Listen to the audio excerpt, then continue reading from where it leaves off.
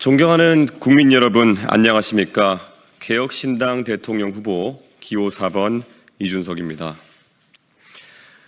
오늘부터 제21대 대통령 선거의 공식 선거운동이 시작되었습니다.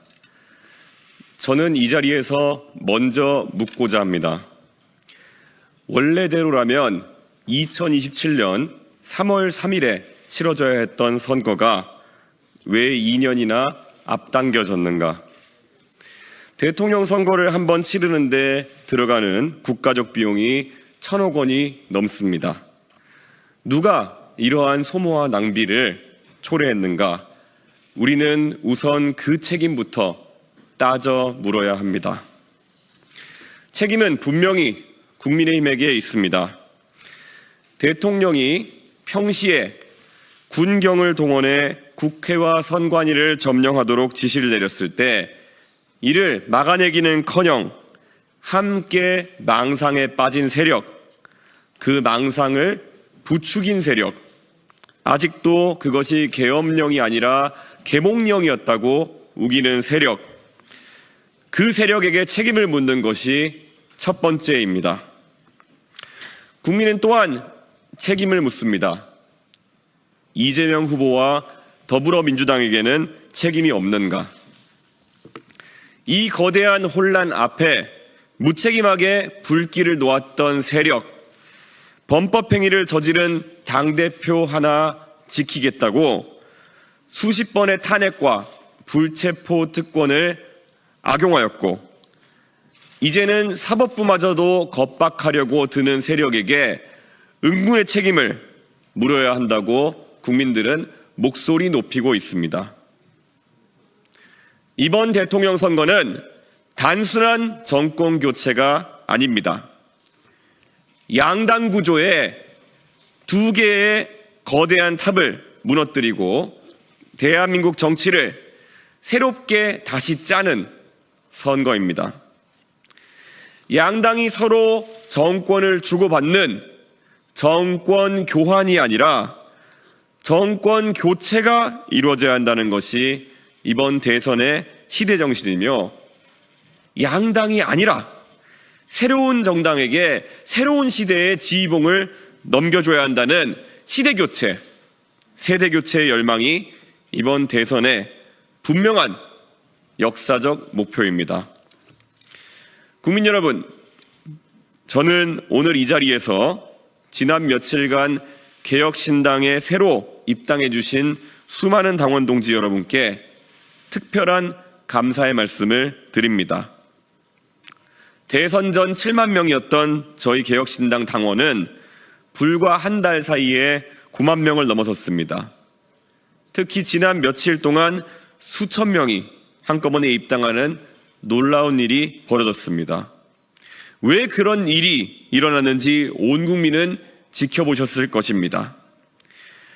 이제 시대 정신은 더욱더 분명해졌습니다. 국민의힘은 이제 더불어민주당이 아니라 자유통일당과 경쟁하는 정당이 되었고, 자유통일당에나 어울리는 분을 대통령 후보로 선출해 놓고도 스스로 선출한 후보를 끌어내리겠다고 새벽 3시에 계엄령을 선포하듯 후보를 교체하는 쿠데타 전문 정당이 되었습니다. 새삼스러운 풍경이 아니라 국민의힘은 원래 그랬던 정당이고, 그에 실망한 목소리가 모여서 개혁신당을 만드는 첫 걸음이 되었습니다. 그리고 지난 며칠간 수많은 공화주의자, 진실한 민주주의자들이 개혁신당에 새로운 희망을 걸고 입당해 주셨습니다. 저희는 그 열망을 결코 외면하지 않겠습니다. 22일 앞으로 다가온 이 선거에 막중한 책임감을 안고 저 이준석은 출사표를 던집니다. 국민 여러분, 이제 도덕과 정책으로 민주당과 당당히 경쟁할 수 있는 정당은 개혁신당 하나밖에 없습니다. 80년을 이어온 이 거대하고 부패한 양당 정치 체제에 균열을 내고 대한민국 정치의 새 출발을 가능하게 할 정당은 개혁신당뿐입니다. 이번 조기 대선에 국민의힘은 후보를 내세울 명분이 하나도 없습니다. 이 대선은 개혁신당과 민주당의 한판 승부처가 될 것이고 이준석과 이재명의 1대1 대결 전장이 될 것입니다. 미래와 과거의 대결, 새로움과 낡음의 대결, 청렴과 부패의 대결, 유능과 무능의 대결이 될 것입니다. 국민의힘은 이번에 수백억 원의 선거 보조금을 받습니다. 그들은 질 것이 뻔한 선거에도 오로지 국민 세금을 태워먹으려고 당선보다 당권에 눈이 멀어 한밤중 진흙탕 싸움을 벌이면서까지 대통령 후보를 내세웠습니다. 저는 그들과 다릅니다. 당권이 아니라 국민 주권을, 권력이 아니라 민주주의를 회복하기 위해 나왔습니다. 행정권과 190석의 입법권, 그리고 사법부까지 장악하려는 거대한 독재의 서막을 저지하겠습니다. 원내 의석은 가장 적지만 그것이 가장 강점이자 장점인 압도적 협치의 이준석 정부를 만들려고 이번 대선에 나섰습니다. 대국민 사기극으로 귀결될 단일화쇼가 아니라 정면 돌파의 승부수를 던지기 위해 이 자리에 섰습니다. 존경하는 국민 여러분, 개혁신당이 있어 정말 다행이라는 말씀 지난 며칠간 많이 들었습니다. 그 말에 가슴이 뜨겁습니다. 그리고 무거운 책임을 느낍니다. 마흔의 도전입니다. 1971년 박정희 정권에 맞서 40대 기술론을 들고 일어났을 때 김영삼 전 대통령의 나이는 43세였습니다.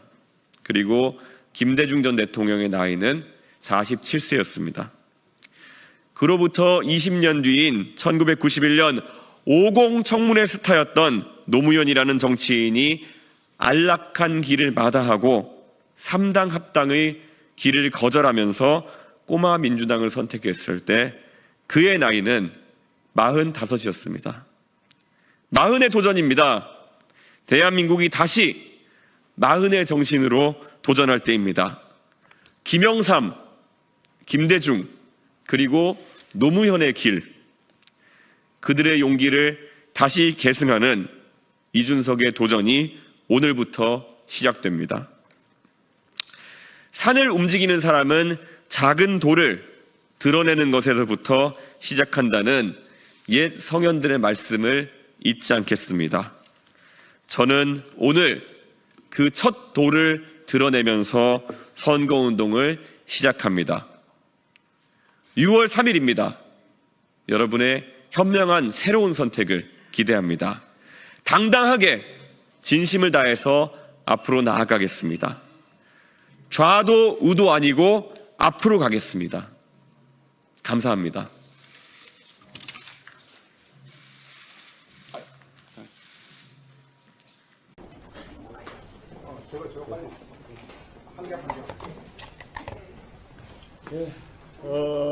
오늘 이렇게 선거운동 개시일을 맞아서 저희가 어떤 방식으로 캠페인을 전개해 나갈지, 그리고 저희의 주 공략 대상은 어디인지, 그리고 어떤 대한민국을 만들고 싶은지에 대해 가지고 제 포부를 말씀드리는 그런 기자회견을 읽었습니다.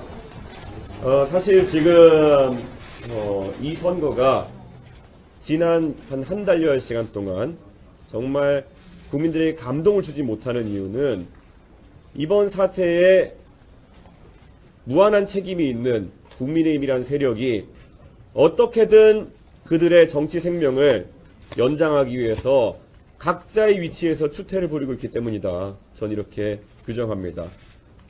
윤석열 전 대통령은 전혀 한 나라를 이끌었던 사람답지 못하고, 마찬가지로 그 위기를 극복하겠다고 등판한 비대위원장도 전혀 해야 할 일을, 국민이 바라는 일을 하지 않고 시간을 흘려보냈으며, 국민의힘에 있는 국회의원들은 지금까지 그래왔던 것처럼 용기 있는 목소리를 내는 것을 주저해 왔습니다.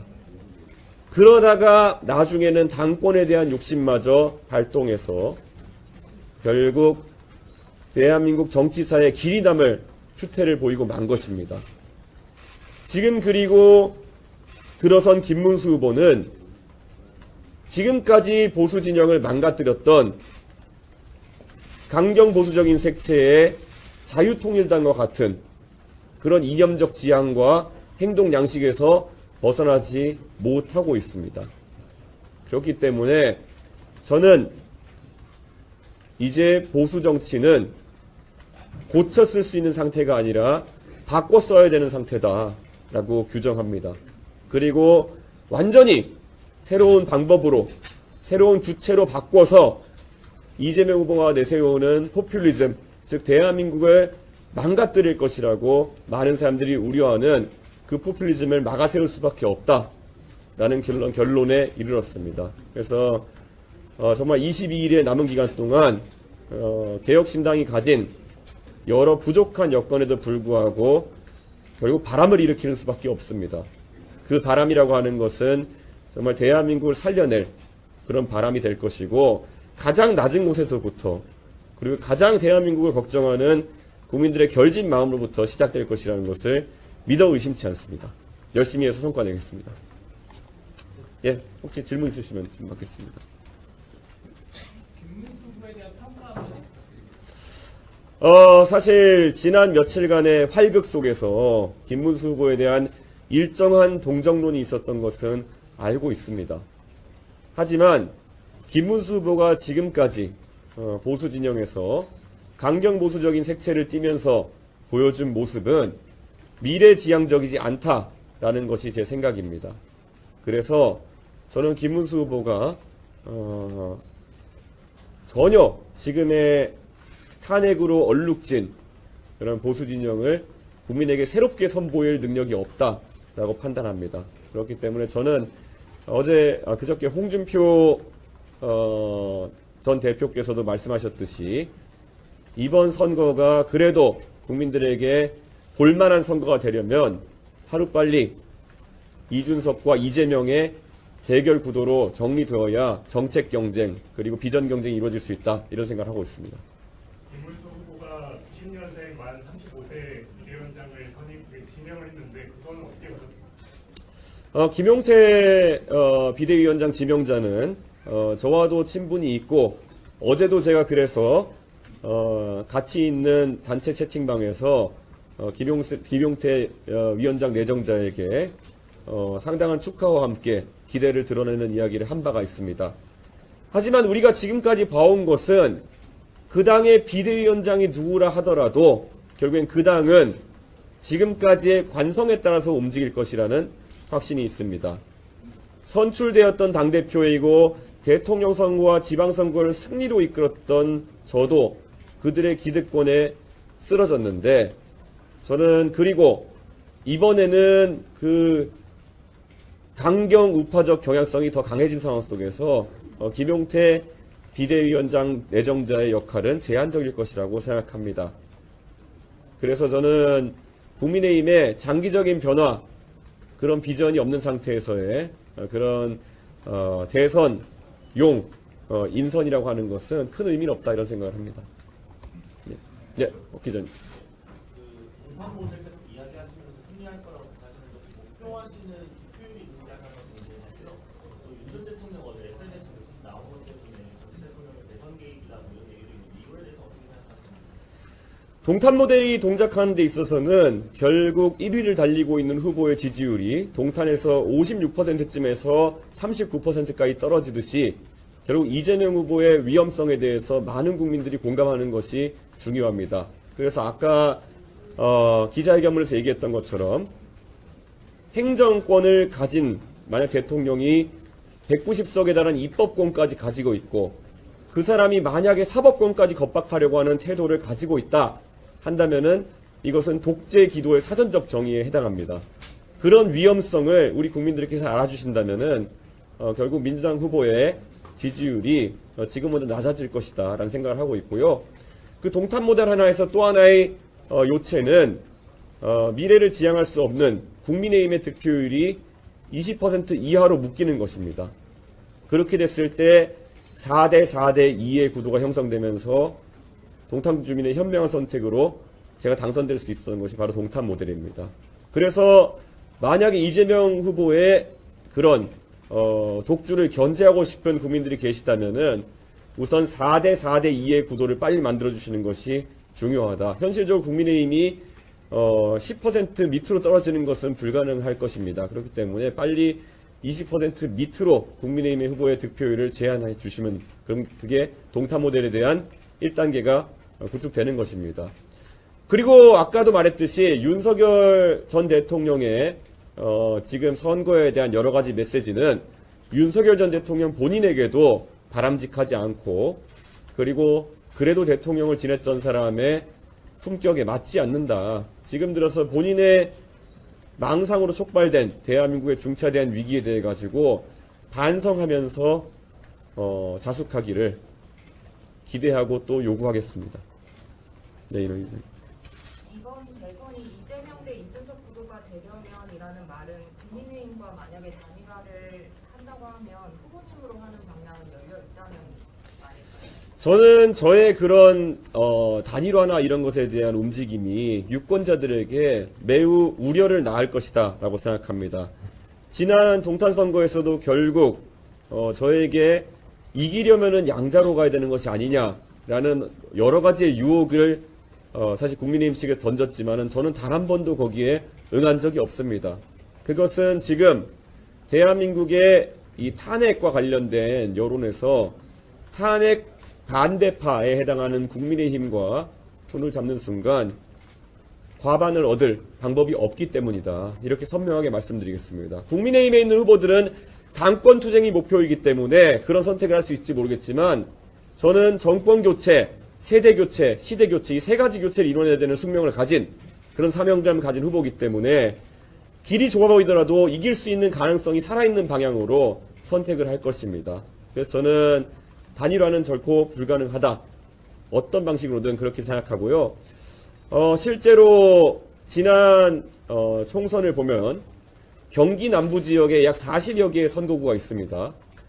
그런데 결국 뭐 이천이라든지 분당이라든지 이런 국민의힘의 절대 우세 지역을 제외한 곳에서는 양자로 붙었던 국민의힘 후보들이 전부 지고 개혁신당으로 당당하게 나섰던 저만 경기 남부 지역에서 승리를 만들어냈습니다.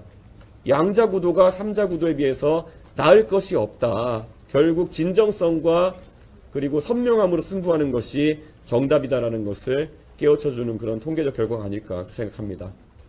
대표님 출마 선언문에서 과도 아니고 우도 아니고 앞으로 가겠다고 하셨는데 어떤 의미이신지 궁금합니다. 저는 대한민국이 좌우로 갈려서 특히 두 가지 색깔밖에 존재하지 않는 것처럼 양당이 몰아갔기 때문에 무슨 프로야구팀 응원하듯이 이런 정당을 응원하는 문화 속에서 극한 대립이 벌어졌다 이런 생각을 합니다. 그런데 양당 모두 그러면 보수의 가치나 진보의 가치를 정확히 드러내가지고 정책을 펼쳤느냐? 그것도 아닙니다. 결국 보수 진영에 하는 곳은 누군가를 감옥에 넣기 위한 정치적 투쟁, 또 진보 진영에서는 방탄하기 위한 정치적 투쟁, 이런 것들로 시간을 보내왔던 것이 사실입니다. 그런데 앞으로 가는 것은 선명하게 다른 방향이라고 저는 생각합니다. 저는 제가 정치를 하면서 진영 논리에 휩쓸리기보다는 대한민국을 위해 필요한 제언들을 해오면서 정치해왔다고 생각합니다. 노인 무임승차에 대해서도 그것이 결코 신생정당인 개혁신당의 표에는 도움이 되지 않을 수도 있지만 대한민국의 미래를 위해서는 누군가 이야기해야 된다고 생각해서 꾸준히 지적해왔던 것이고 최근에 드러난 것은 역시 개혁신당과 이준석이 옳았다라는 이야기를 들을 정도로 지하철 요금 관련한 여러 가지 상황은 악화되고 있습니다. 그것 외에도 전장위원이라는 단체가 부적절한 방법으로 서울 시민들의 발을 잡아두는 방식으로 자기들의 뜻을 관철하려고 했을 때 주장은 어떻게 되든 관계없으나 그 방식이 틀렸다는 지적을 해온 것도 결국엔 꼭 필요한 주장이었다고 생각합니다. 저는 이런 것처럼 지금도 저희가 내놓는 공약들이나 이런 것들이 어떤 진영 논리에 의해 가지고 공격받을지 모르겠지만은 대한민국의 미래를 놓고 봤을 때는 꼭 앞으로 가기 위해서 해야 되는 주장이 될 것이다. 이런 생각을 합니다. 저희가 이번에 지방자치를 활성화시키기 위한 법인세와 그리고 최저임금의 일정 부분의 자율화라든지 이런 것들은 이미 국제적 조류 속에서 어떤 정치인이든 이미 대한민국에서 말했어야 되는 것입니다. 그런데 다만 이런 것들을 첨예한 진영 대립 속에서 말하지 않았던 정당들이 늦춰왔던 것뿐입니다. 오늘 제가 선거운동의 시작점을 정말 지금까지는 대한민국의 수출 산업을 이끌었지만 최근에 러스트벨트로 분류될 정도로 산업이 쇠락하고 있는 여수 국가산업단지로 고른 것도 할 말은 하겠다는 취지이고 그 할 말이라는 것은 양당이 두려워서 하지 못했던 정확한 해법을 내겠다는 의지다. 그게 바로 앞으로 가는 방법이다. 이렇게 설명드리겠습니다. 예. 또 혹시 질문 있으신가요? 예. 혹시 홍보도 대상센터 영입하실 생각 있으신가요? 실제로 홍준표 후보께 제가 홍준표 후보는 뭐 정치적인 휴지기를 가진다고 하셨기 때문에 후보님 캠프에서 특정한 인사들이 좀 도움을 줄 수 있냐 해서 홍준표 후보님이 한 2명에서 3명 정도를 아주 긍정적으로 말씀해 주셔가지고 홍준표 후보님 직접 그분들에게 의사도 전달하셨고 그분들이 각자의 현재 위치에서 좀 정리하는 시간을 갖고 있는 상태입니다. 그렇기 때문에 곧 그런 인선을 발표할 수 있을 것으로 예상됩니다. 오늘 방금 이야기해 주신 거 제외하고 이재명 후보와 김문수 후보와 차별점을 두시는 게 또 다른 부분이 있는지 뭐 이제 공약이나 이런 것들은 선명하게 차이가 날 것이고요. 외람되게도 김문수 후보 측 공약은 저희가 아직까지 파악이 좀 어려운 상태입니다. 그래서 그런 차별점은 차차 선거가 진행되면서 국민들께 전달드릴 수 있도록 하고요. 오늘 제가 아침 라디오 방송에 가서 이렇게 이야기했습니다. 지금 대한민국의 미래를 준비하면서 아이를 키우고 계신 그런 유권자분들께 딱 이 선명한 대비를 보여드리려고 했습니다. 만약에 지금 아이를 키우면서 아이에게 우리 아이가 이렇게 자라야 된다 라는 하나의 롤모델을 설정하고 싶다면은 그것이 과연 기호 1번 이재명 후보입니까? 아니면 기호 2번 김문수 후보입니까? 아니면은 중산층 가정에서 태어나서 정말 이 사회가 추구하는 사다리를 밟아 올라가면서 성장해서 지금의 당대표도 지내고 결국 대통령 후보까지 오게 된 저 이준석입니까를 선명하게 좀 물어보고 싶습니다. 자신의 자녀에게 또는 자신의 손자 손녀에게 이렇게 살아라, 이렇게 살았으면 좋겠다라고 추천할 수 있는 그런 도덕적인 흠결 없고 그리고 지금까지 누군가의 도움 없이 이렇게 올라온 이준석을 선택해 주시기를 유권자에게 호소할 예정입니다. 예, 곽 기자님. 최근에 이제 홍전시장도 됐고 안철수 의원도 됐잖아요. 네. 혹시 다른 선거 기간 중에 다른 분들 혹시 됐거나 이벤트 같은 게 있을 수 있을까요? 당연히 그런 시도는 할 것이고요. 하지만 제가 원래 정치하면서 다른 사람한테 패 끼치는 걸 좀 싫어합니다. 그래가지고 지금 홍준표 시장님이야 어차피 정치에서 잠시 휴직을 갖겠다 선언하시고 탈당까지 하신 상황이기 때문에 제가 좀 적극적으로 말씀을 드릴 수 있었던 것이고요.